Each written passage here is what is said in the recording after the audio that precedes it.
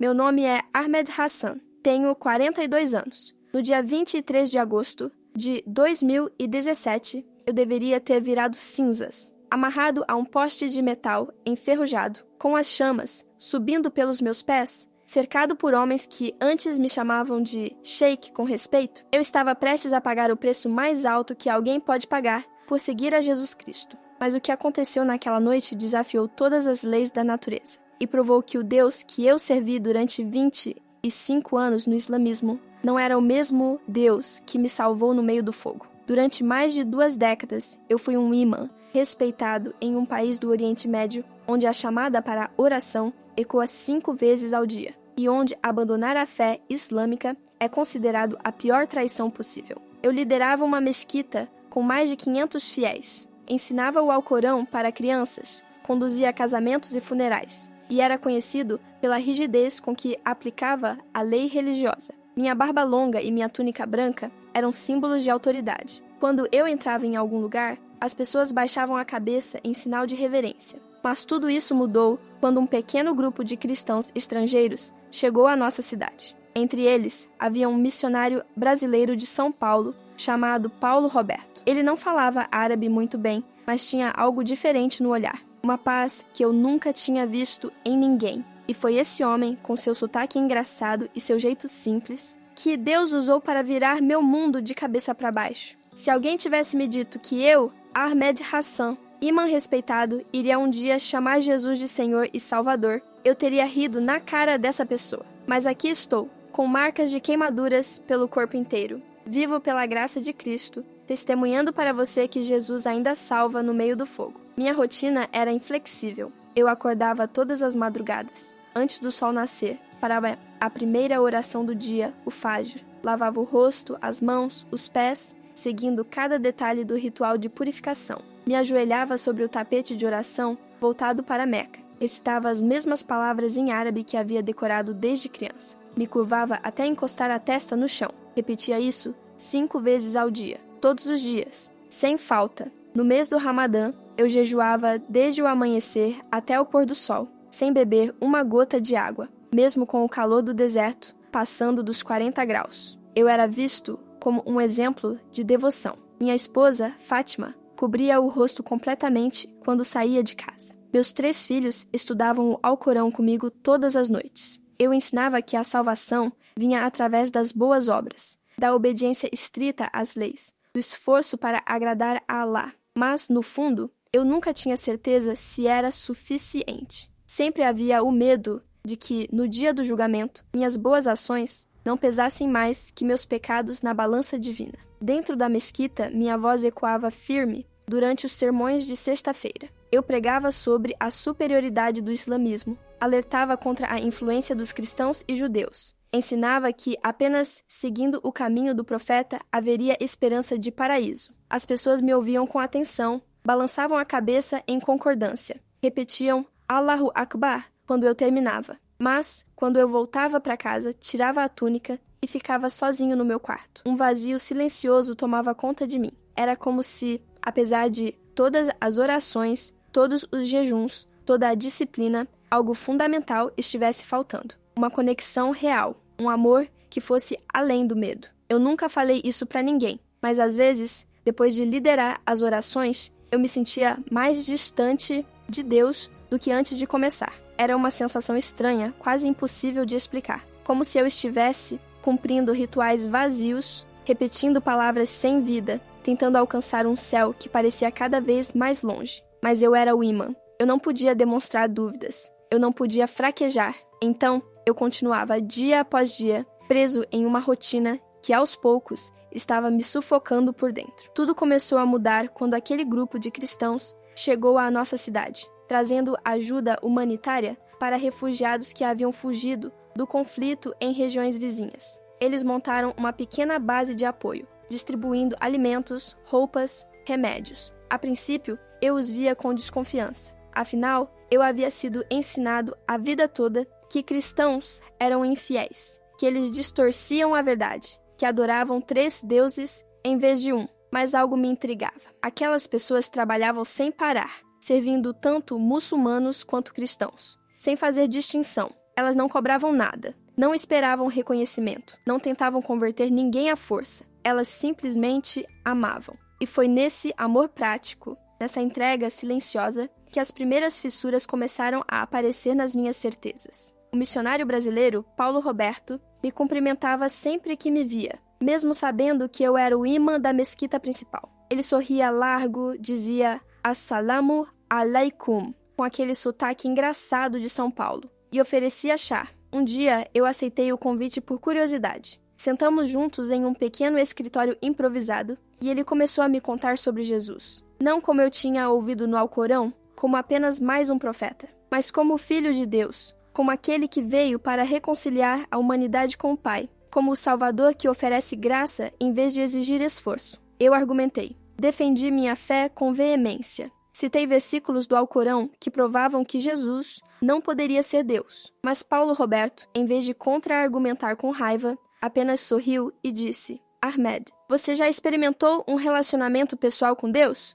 Não religião, relacionamento. Onde você ouve a voz dele, sente o amor dele, tem certeza de que é aceito, não pelo que você faz, mas pelo que Cristo fez por você? Aquela pergunta me atingiu como um soco no estômago, porque a resposta era não. Eu nunca tinha experimentado isso. Antes de continuar, quero te fazer um pedido. Se este testemunho está tocando seu coração, se inscreva no canal agora. Você precisa receber todos os relatos impactantes de transformação que Jesus está fazendo ao redor do mundo. Vidas que estão sendo salvas, curadas, restauradas pelo poder de Cristo. Não perca nenhum. Aperte o sino para ser notificado, porque essas histórias podem mudar sua vida para sempre. Naquela mesma noite, algo dentro de mim havia mudado. Eu voltei para casa perturbado, mas ao mesmo tempo curioso. A pergunta de Paulo Roberto continuava ecoando na minha mente. Você já experimentou um relacionamento pessoal com Deus? Eu tentei orar como sempre fazia.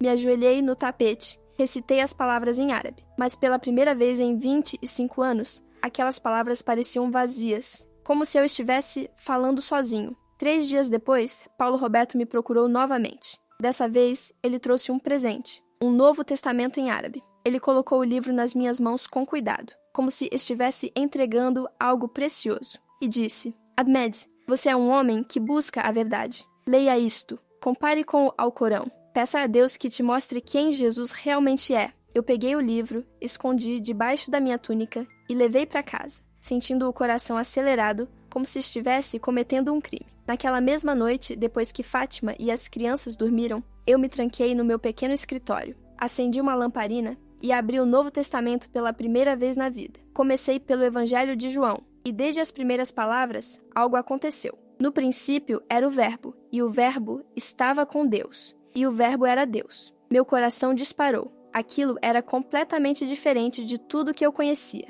Continuei lendo sobre Jesus curando os doentes, ressuscitando os que já tinham partido, perdoando pecadores, amando os rejeitados. Mas o que realmente me quebrou foi quando cheguei ao capítulo 15, versículo 13. Ninguém tem maior amor do que este, de dar a própria vida pelos seus amigos. Lágrimas começaram a escorrer pelo meu rosto sem controle. Eu nunca, em toda a minha vida como imã, havia ensinado sobre um Deus que daria a própria vida por mim. Eu sempre ensinei sobre um Deus distante, um juiz severo, um ser que exigia obediência absoluta. Mas ali, naquelas páginas, eu estava encontrando um Deus que se fez homem, que sofreu, que sangrou, que entregou tudo por amor. Eu fechei o livro, encostei a testa na mesa e chorei, como uma criança. Algo estava quebrando dentro de mim. E eu sabia que, depois daquela noite, nada seria mais o mesmo. Durante as semanas seguintes, eu vivia uma dupla vida. De dia, eu continuava sendo o imã respeitado, conduzindo orações,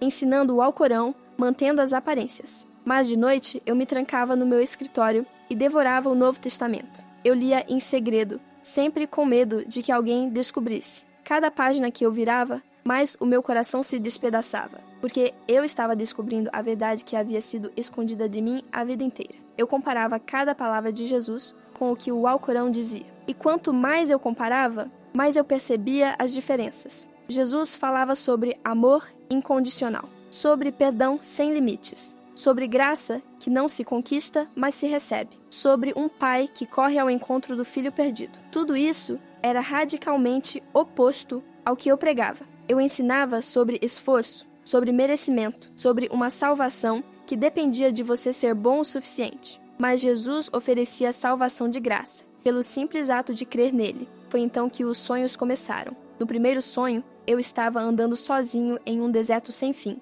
cansado, com sede, sem direção. De repente, uma luz começou a brilhar no horizonte. Eu caminhei em direção a ela, e quando me aproximei, vi um homem vestido de branco. Ele tinha marcas nas mãos. Marcas que pareciam feridas antigas, mas que brilhavam como ouro. Ele me olhou nos olhos, falou meu nome com uma voz que parecia atravessar minha alma, e disse em árabe: Ana Hua At-Tariq. Eu sou o caminho. Eu acordei suando, com o coração batendo tão forte que parecia que ia sair do peito. Mas ao mesmo tempo, uma paz inexplicável tinha tomado conta de mim. Uma paz que eu nunca tinha sentido, nem mesmo nos momentos mais intensos de oração na mesquita. Eu tentei ignorar, tentei convencer a mim mesmo de que era só um sonho. Mas na noite seguinte, o sonho se repetiu. E na outra noite também. Sempre o mesmo homem. Sempre as mesmas palavras. Eu sou o caminho. Na quinta noite, o sonho mudou. Eu estava no meio de um fogo. As chamas me cercavam,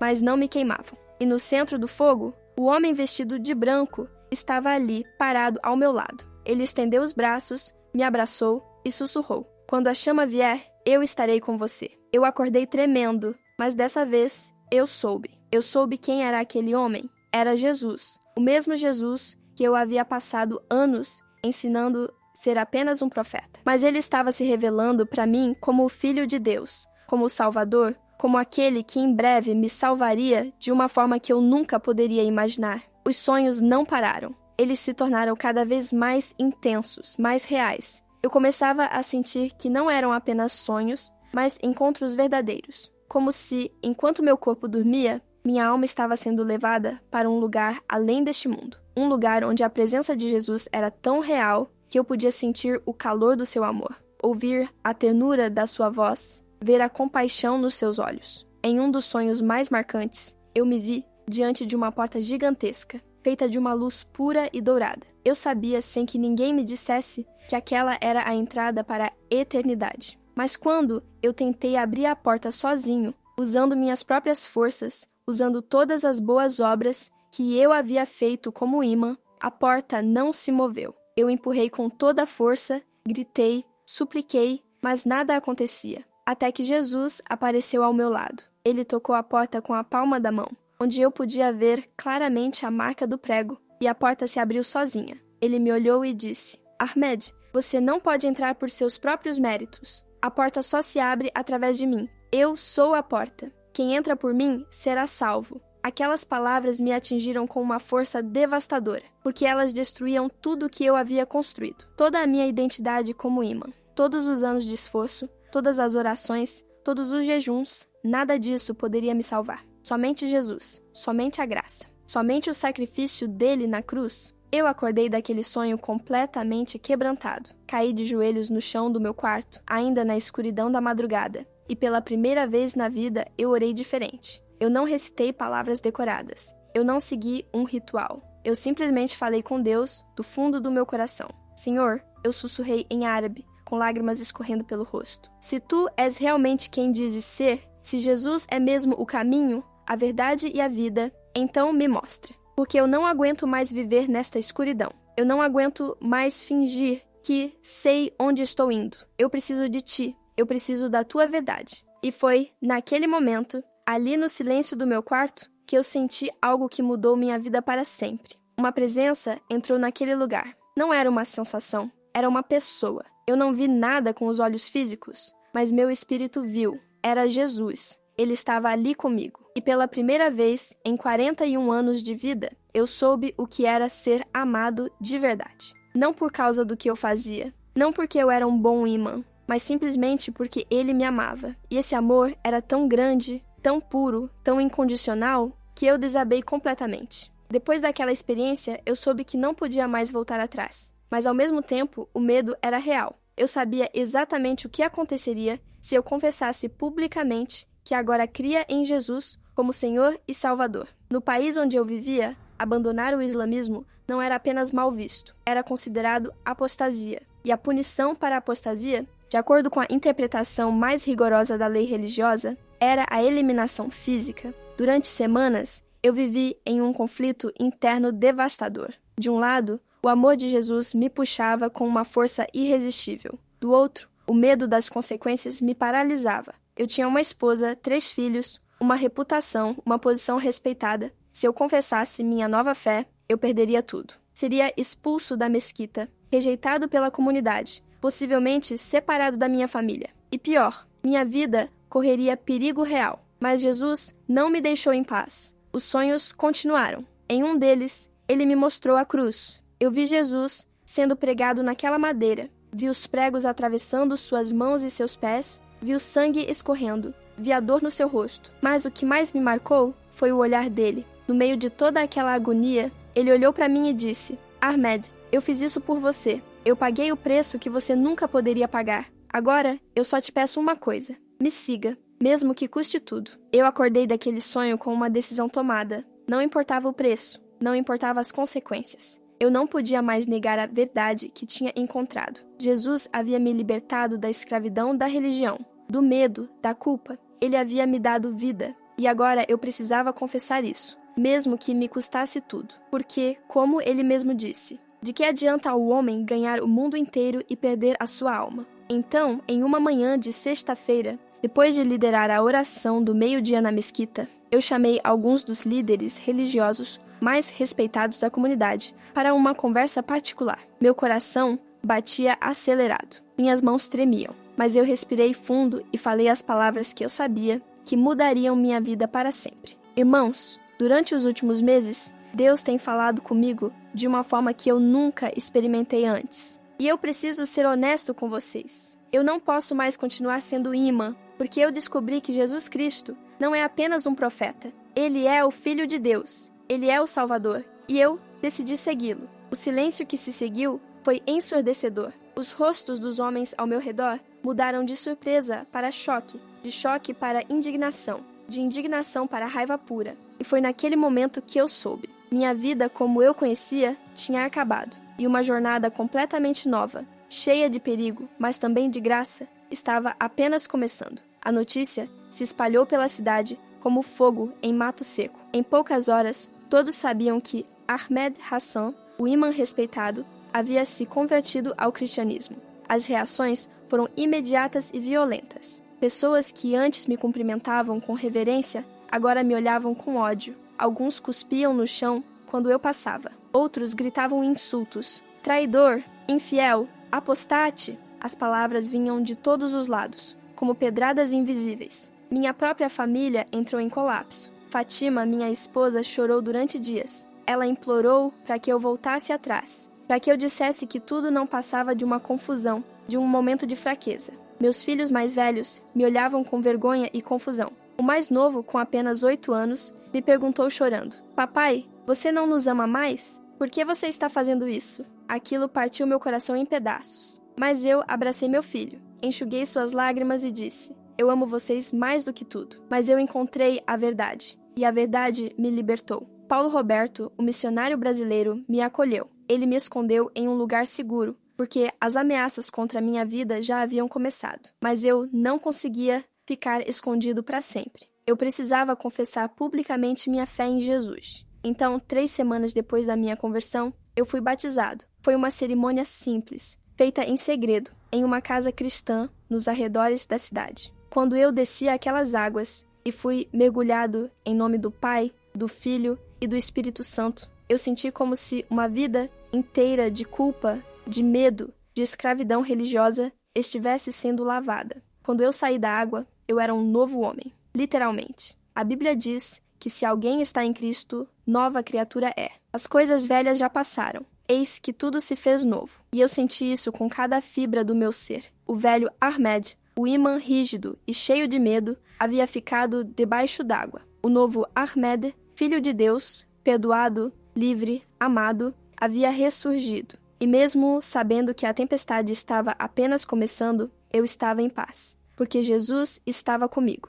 E ele havia prometido: quando a chama vier, eu estarei com você. Eu não sabia naquele momento que aquela promessa se tornaria literal em poucas semanas. Mas Deus, em sua infinita misericórdia, já estava me preparando para o que viria, porque a fé que ele havia colocado em mim não era uma fé teórica, era uma fé que seria testada no fogo, literalmente. Nas primeiras semanas, após meu batismo, eu vivi momentos de alegria indescritível. Pela primeira vez na vida, eu experimentava o que era ter um relacionamento real com Deus. Não rituais vazios, não orações mecânicas, mas conversas verdadeiras. Eu falava com Jesus como se ele estivesse sentado ao meu lado. E ele respondia, não com uma voz audível, mas com uma paz profunda, com orientações claras, com um amor que aquecia meu coração, mesmo no meio da rejeição. Eu comecei a frequentar uma pequena igreja cristã que se reunia em casas. Éramos poucos, a maioria ex-muçulmanos como eu, todos vivendo em sigilo por causa da perseguição. Mas naquelas reuniões eu sentia a presença de Deus de uma forma que nunca havia sentido em 25 anos como imã. Quando cantávamos louvores a Jesus, quando líamos a palavra, quando orávamos uns pelos outros, havia uma união, um amor, uma alegria que não dependia de circunstâncias externas. Uma noite, durante uma vigília de oração, algo sobrenatural aconteceu. Estávamos todos orando em voz alta, adorando a Jesus, quando de repente eu senti uma presença tão forte que caí de joelhos. Lágrimas começaram a escorrer pelo meu rosto, sem controle. E então eu ouvi a voz de Jesus, tão clara como se ele estivesse falando diretamente ao meu ouvido. Ele disse, Ahmed, eu te escolhi antes da fundação do mundo. Eu te chamei das trevas para a minha luz. E agora eu vou te usar para libertar muitos outros que ainda estão presos. Não tenha medo do que está por vir. Eu estarei com você até o fim. Eu não entendi completamente o que aquelas palavras significavam, mas elas ficaram gravadas no meu coração, porque em poucos dias eu entenderia exatamente o que Jesus estava falando. A tempestade que se formava ao meu redor estava prestes a explodir com uma violência que eu nunca poderia ter imaginado. As ameaças começaram a ficar mais diretas. Bilhetes anônimos deixados na porta da casa onde eu estava escondido. Mensagens dizendo que eu pagaria pelo que fiz. Que meu sangue lavaria a desonra que trouxe à comunidade. Paulo Roberto sugeriu que eu saísse do país imediatamente, que buscasse refúgio em alguma nação onde cristãos ex-muçulmanos fossem protegidos. Mas algo dentro de mim dizia que eu ainda não devia ir, que Deus tinha um propósito para mim ali, um propósito que, por mais assustador que fosse, faria parte do seu plano maior. No dia 22 de agosto de 2017, um dia antes do evento que mudaria minha vida para sempre, eu tive o último sonho antes da aprovação. Nesse sonho, Jesus me levou a um jardim. Era um lugar de beleza indescritível, cheio de flores que eu nunca tinha visto, com uma luz dourada que parecia emanar do próprio ar. Ele me fez sentar ao seu lado e disse, Ahmed, amanhã você enfrentará o fogo. Mas lembre-se, eu já passei pelo fogo antes de você. Eu já sofri a dor que você sofrerá. E assim como eu ressuscitei, você também ressuscitará. Não tema aqueles que podem ferir o corpo, mas não podem tocar a alma. Sua vida está escondida em mim. Eu acordei com uma certeza absoluta. Algo grande estava prestes a acontecer. Eu orei durante horas naquela manhã, pedindo força, pedindo coragem, entregando minha vida completamente nas mãos de Deus. Eu releio o Salmo 23 em árabe. Ainda que eu ande pelo vale da sombra da morte, não temerei mal algum, porque tu estás comigo. Aquelas palavras se tornaram meu escudo. À tarde, eu saí para buscar algumas provisões em um mercado próximo. Eu sabia que era arriscado, mas eu não podia viver completamente escondido para sempre. Enquanto eu caminhava pelas ruas, senti aquela sensação estranha de que estava sendo seguido. Olhei para trás algumas vezes, mas não vi ninguém suspeito. Continuei andando. Foi então que, ao virar uma esquina em um beco mais estreito, eles apareceram. Eram 5 homens, todos com os rostos parcialmente cobertos. Mas eu reconheci alguns pelos olhos. Eram homens da minha antiga mesquita. Homens que antes me chamavam de Sheik com respeito. Agora eles me cercavam com ódio nos olhos. O líder do grupo se aproximou e disse com voz fria: Ahmed, você teve sua chance de voltar atrás. Você teve sua chance de pedir perdão e retornar à fé verdadeira. Mas você escolheu a traição. Você escolheu desonrar o profeta. Agora você vai pagar. Antes que eu pudesse reagir, um pano foi colocado sobre minha cabeça. Senti um golpe nas costas e caí. Mãos fortes me agarraram, me arrastaram, me jogaram dentro de uma van. Eu tentei gritar, mas uma mão tapou minha boca. A van começou a andar, e enquanto eu estava ali, amarrado, com a cabeça coberta, respirando com dificuldade, uma frase ecoou na minha mente. A frase que Jesus havia dito no sonho. Amanhã você enfrentará o fogo, mas eu estarei com você. Eu comecei a orar em silêncio. Jesus, Senhor meu Salvador, eu entrego minha vida em tuas mãos. Se é para eu partir hoje, que seja para tua glória. Mas se tu tens outro plano, eu confio em ti. A van parou depois de uns 20 minutos de viagem. Me arrancaram de dentro do veículo com violência, ainda com a cabeça coberta. Eu senti a areia sob meus pés. Estávamos em algum lugar deserto, longe da cidade. Ouvi vozes baixas, discussões, ordens sendo dadas. Então, o pano foi tirado da minha cabeça. Meus olhos levaram alguns segundos para se ajustar à luz do final da tarde. Eu estava em um terreno vazio, cercado por rochas e areia. Havia um poste de metal fincado no chão,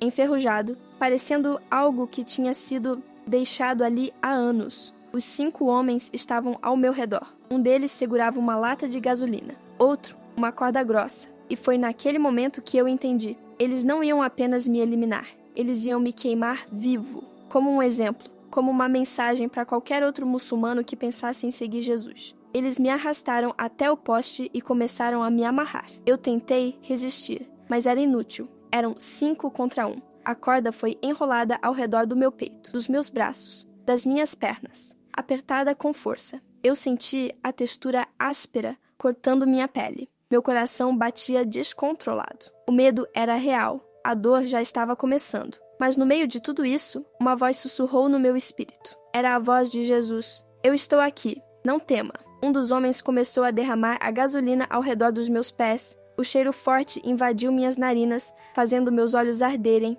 Outro homem acendeu um fósforo. A chama pequena tremulou no vento. Ele me olhou nos olhos e disse: Esta é a punição para quem trai a fé. Que Alá tenha misericórdia da sua alma. E então ele jogou o fósforo aceso na gasolina. O fogo explodiu instantaneamente. As chamas subiram rápido, envolvendo meus pés, minhas pernas. O calor era insuportável. A dor indescritível. Eu fechei os olhos e, em vez de gritar, eu sussurrei as únicas palavras que vinham do fundo do meu coração. Palavras em português quebrado que Paulo Roberto havia me ensinado. Jesus, se o Senhor é mesmo meu Salvador, não me abandona agora. E foi naquele exato momento, quando eu deveria estar sendo consumido pelas chamas, que o impossível aconteceu. Um vento surgiu do nada. Não era uma brisa suave, era um vento forte, poderoso, como se viesse diretamente do céu. Ele soprou com tanta intensidade que as chamas começaram a se espalhar descontroladamente, indo na direção dos meus agressores,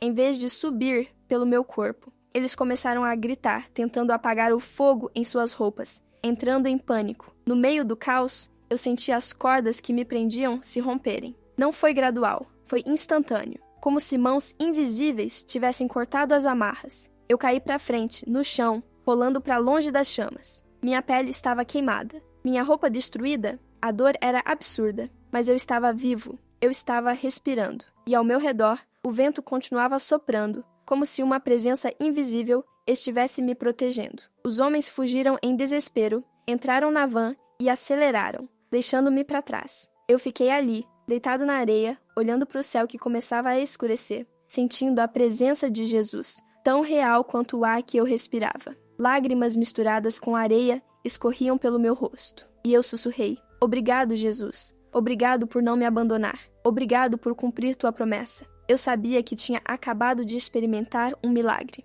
Um milagre que mudaria não apenas minha vida, mas a vida de todos que ouviriam essa história. Eu não sei quanto tempo fiquei ali, caído naquele terreno deserto. Podia ter sido minutos, podia ter sido horas. A dor era tão intensa que eu perdia a consciência e voltava. Mas em algum momento, ouvi o som de um carro se aproximando. Meu corpo todo se enrijeceu. Pensei que meus agressores tivessem voltado para terminar o trabalho. Mas, quando eu consegui levantar a cabeça, vi que era uma caminhonete diferente. E do veículo desceram Paulo Roberto e outros 2 irmãos da igreja cristã. Eles tinham recebido uma ligação anônima, informando onde eu estava. Até hoje, não sabemos quem ligou, mas eu sei que foi Deus quem moveu aquela pessoa. Paulo Roberto me pegou nos braços, me colocou na caminhonete e me levou direto para um hospital nos arredores da cidade, mantido por uma organização humanitária internacional. Lá, os médicos ficaram chocados. As queimaduras cobriam grande parte das minhas pernas e braços,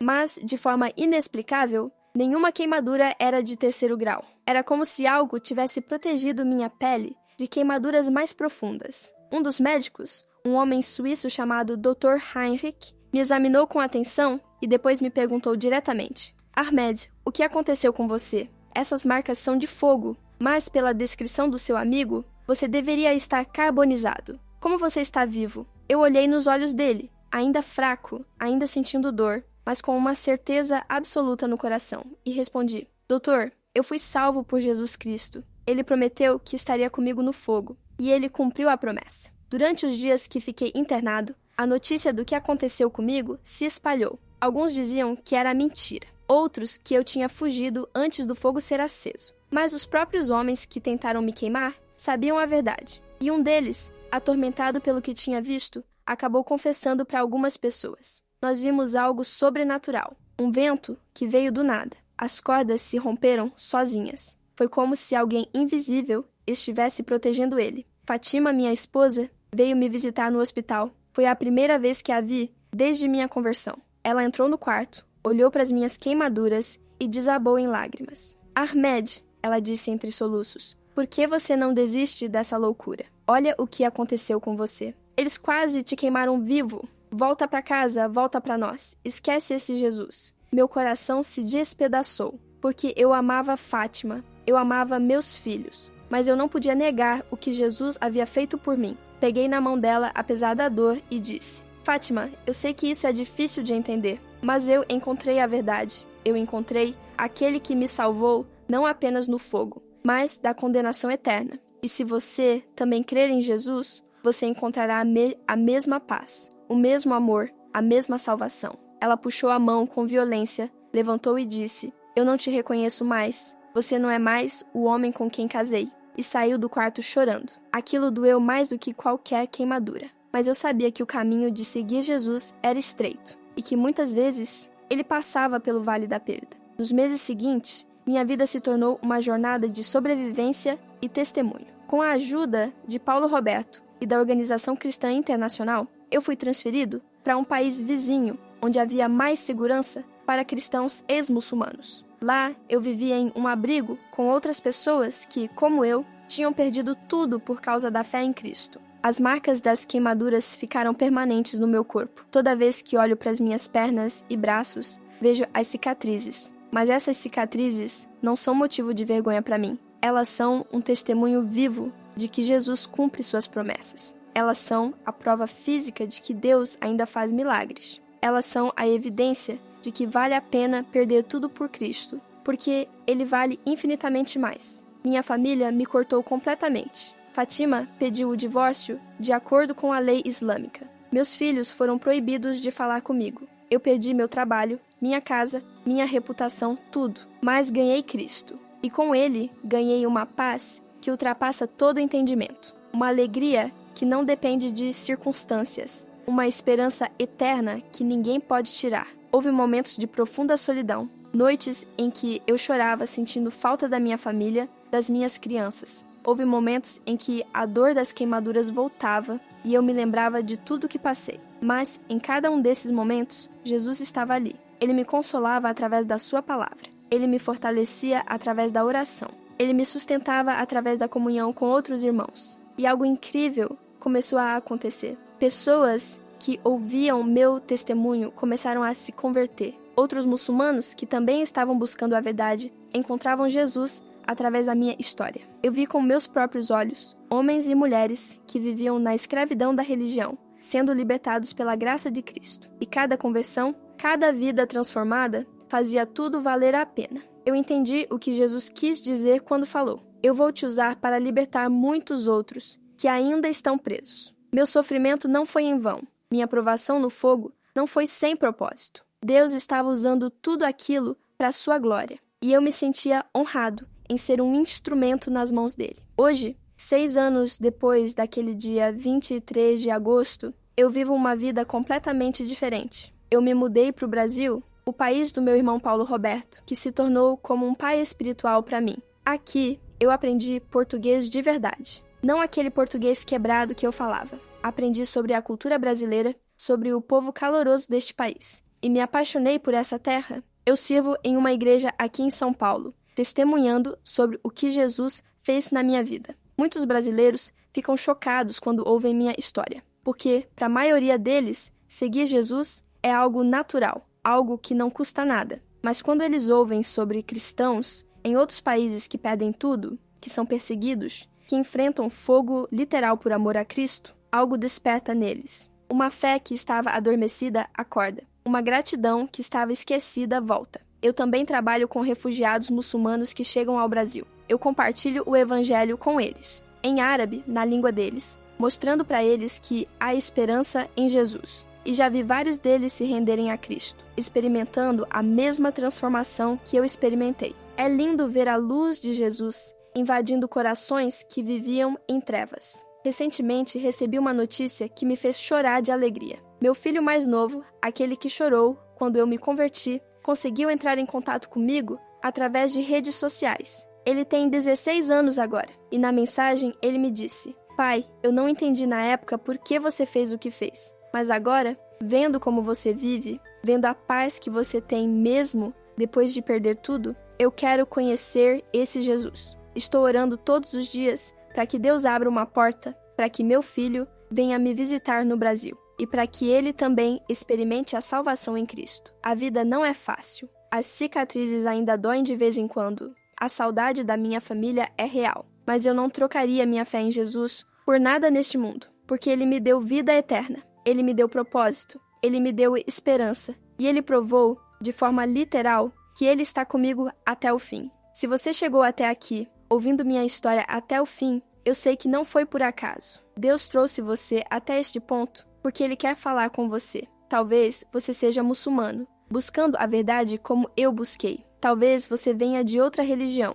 sentindo que algo está faltando. Ou talvez você seja cristão, mas vive uma fé morna, sem compromisso real. Eu quero te dizer uma coisa que aprendi nessa jornada. Jesus Cristo é real. Ele não é apenas uma figura histórica, não é apenas um personagem de livro. Ele é o Filho de Deus vivo. Ele entregou sua vida na cruz para pagar pelos nossos pecados. Ele ressuscitou ao terceiro dia, vencendo a morte. E hoje ele está vivo, sentado à direita do Pai, intercedendo por nós. E ele quer ter um relacionamento pessoal com você. Você não precisa ser perfeito para vir a Jesus. Você não precisa ter sua vida arrumada. Você não precisa merecer, porque a salvação não é pelas obras, é pela graça. É um presente. Você só precisa reconhecer que é pecador, que precisa de um Salvador e aceitar Jesus como Senhor da sua vida. É simples assim, mas ao mesmo tempo é a decisão mais importante que você pode tomar em toda a sua existência. Eu paguei um preço alto por seguir Jesus. Perdi minha família, minha reputação, minha segurança. Fui amarrado a um poste e quase queimado vivo. Mas se eu tivesse que escolher de novo,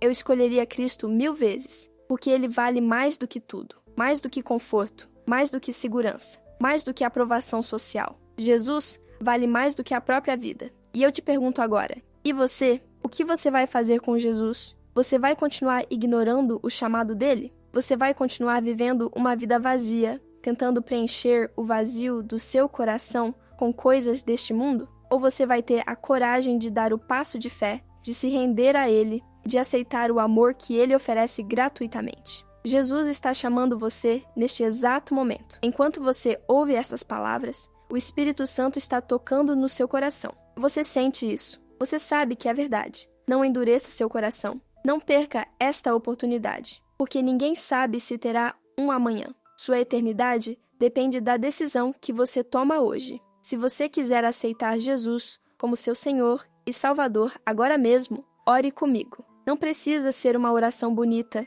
não precisa ser em palavras decoradas. Apenas fale com Deus do fundo do seu coração. Diga: Jesus, eu reconheço que sou pecador. Eu reconheço que preciso de um Salvador. Eu creio que tu entregaste tua vida na cruz por mim. Eu creio que ressuscitaste ao terceiro dia. E agora eu te aceito como meu Senhor e Salvador. Entra na minha vida, transforma meu coração, me faz uma nova criatura. Em nome de Jesus, amém. Se você fez essa oração com sinceridade, você acaba de nascer de novo. Você acaba de se tornar filho de Deus. Bem-vindo à família. Agora, procure uma igreja cristã séria, que pregue a palavra de Deus. Compre uma Bíblia e comece a ler. Ore todos os dias e conte para alguém sobre sua decisão. E se você já é cristão, mas este testemunho tocou seu coração, peço que compartilhe esta história. Milhões de pessoas ao redor do mundo precisam ouvir que Jesus ainda salva, que Ele ainda faz milagres, que Ele ainda vale a pena. Não deixe este testemunho parar em você. Seja um instrumento de Deus para levar esperança a quem está em desespero. Meu nome é Ahmed Hassan. Hoje eu tenho 48 anos e eu sou testemunha viva de que Jesus Cristo é o caminho,